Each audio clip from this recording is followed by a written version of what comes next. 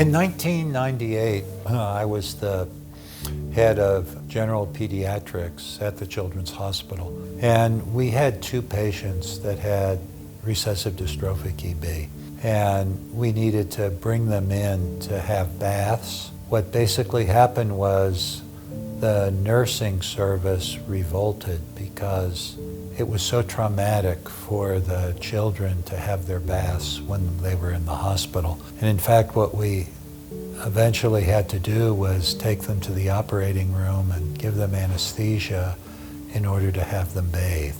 Children, who have genetic conditions like recessive dystrophic EB, unfortunately inherited or were born with changes in their genetic code that they had no control over. Those changes in the genetic code then basically lead to a deficiency or an absence of a key critical protein in terms of how their skin and their other epithelia functions. Your genetic code is kind of like the text in a book. And the gene that's affected in recessive dystrophic EB is called COL7A1. It encodes a protein called collagen 7, which is important in terms of helping to hold the skin and other mucous membranes together. The absence of the collagen 7 protein in recessive dystrophic EB then leads to the skin being fragile. That's why the skin more or less will blister or form sores, in response to very minor trauma in the skin. They're called butterfly children. Butterfly children because the slightest little abrasion or friction causes that outer layer of skin to separate and causes a blister, and then when that blister breaks open, it causes an ulcer.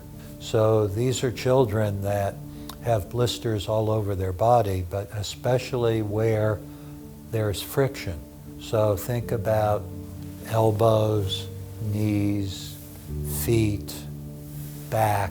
They have eye blisters and eye scarring. Because of these problems, they're nutrition problems. I always say that these are children that every day run a marathon because the amount of energy it takes to heal all of their blistering is enormous. While it's a disease of the skin, it really affects many parts of the body. In my mind, this is the worst condition that a child can have. It's worse than cancer. It's worse than other kinds of genetic diseases because the pain and limitations in activity and depression are much greater with this condition than any other condition that I know. In general, I think that we could categorize, care for patients with EB as sort of falling into two buckets. The first bucket is really going to be addressing symptoms, quality of life.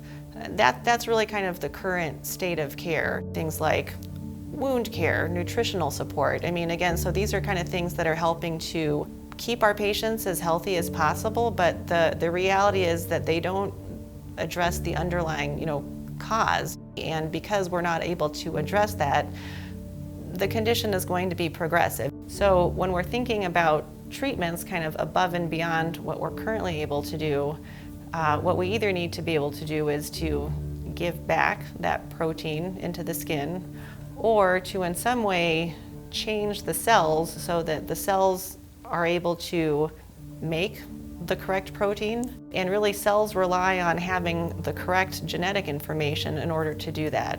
The work that's going on here at the Gates Center is really kind of taking the step of thinking about how we can actually modify or really kind of address the underlying cause of the EB. There probably are 30 different individual genes that, in essence, in some way, encode proteins that give the skin mechanical stability. If you mutate any of them, you'll get a type of blistering disease.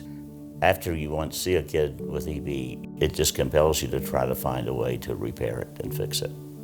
We had a situation where when the family went back to another state, the police were waiting for them because a passenger said that the mother was abusing the child because the child was all bandaged and had all of these blisters on. Fortunately, they had a letter that explained the disease, And the mother said by the time they were through, the police and the family, everyone, airlines officials were all crying.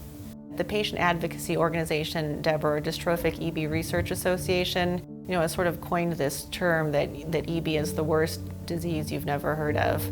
And I think that really, rings true just because this is incredibly impactful